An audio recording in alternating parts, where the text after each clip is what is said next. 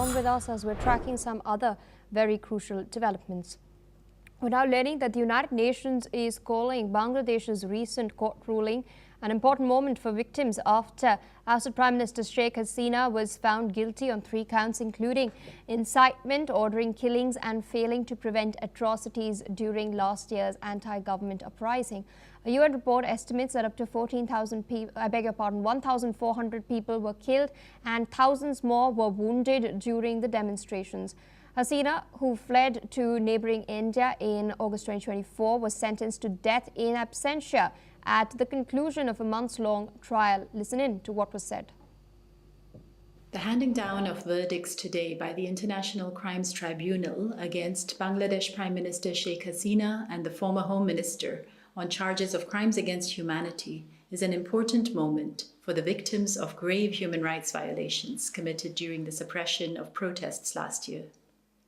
While we were not privy to the conduct of this trial, we have consistently advocated for all accountability proceedings, especially on charges of international crimes, to unquestionably meet international standards of due process and fair trial.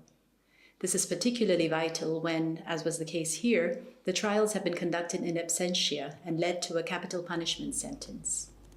We also regret the imposition of the death penalty, which we oppose in all circumstances.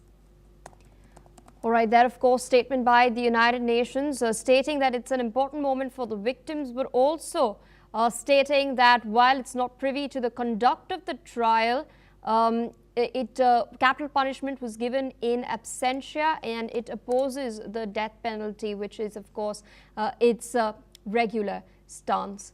Still with us on the broadcast is Ms. Shruti Dasgupta, Foreign Affairs expert.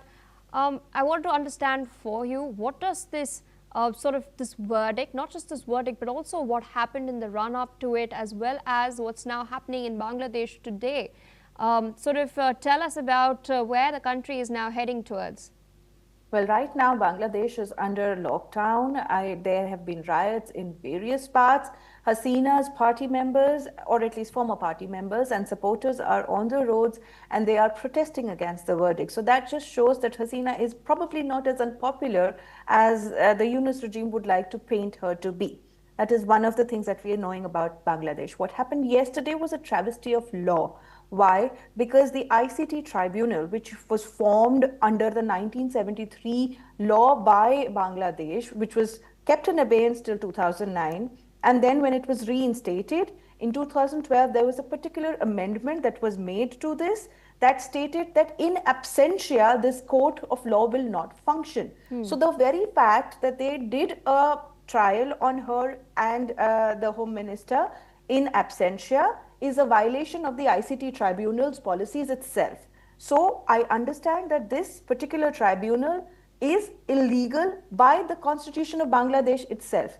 This cannot be amended by Yunus regime. It cannot be ignored by Yunus regime because it is an interim government. It does not have the people's verdict to change the law. And even if it is wanting to change the law, they will have to run an election, win public mandate, come to power, run any changes they want to make to this particular law or constitution via both houses of government, and then they can probably run a case on her in absentia so that they can give her a verdict. So the verdict in itself is null and void according to the law of Bangladesh and under which the ICT tribunal functions.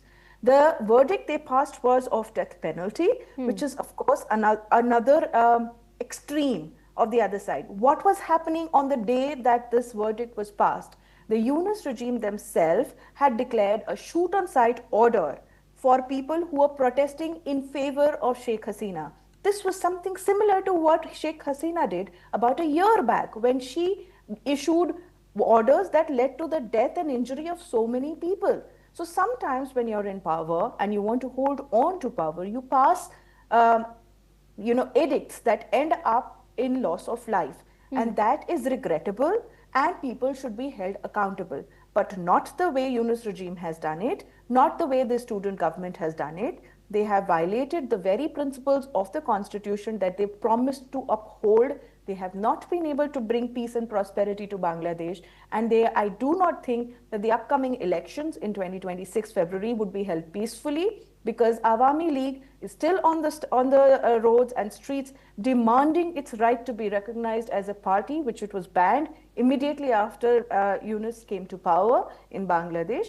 And so they want their political entity to be recognized. They want to be able to fight elections and show to the world and to the people who have ousted Hasina that Hasina and her supporters are still in majority, and they would rather run the nation the way she did, where it was still a nation profiting and looking like a gem in the South Asia, rather than the current regime, which is riddled with problems and is unable to even pay its electricity bills. Absolutely, ma'am. With that, I'd like to thank you for taking out time, of course, putting all of this into context and sharing your analysis with us on NewsX World. On that note, viewers, we're shifting forward.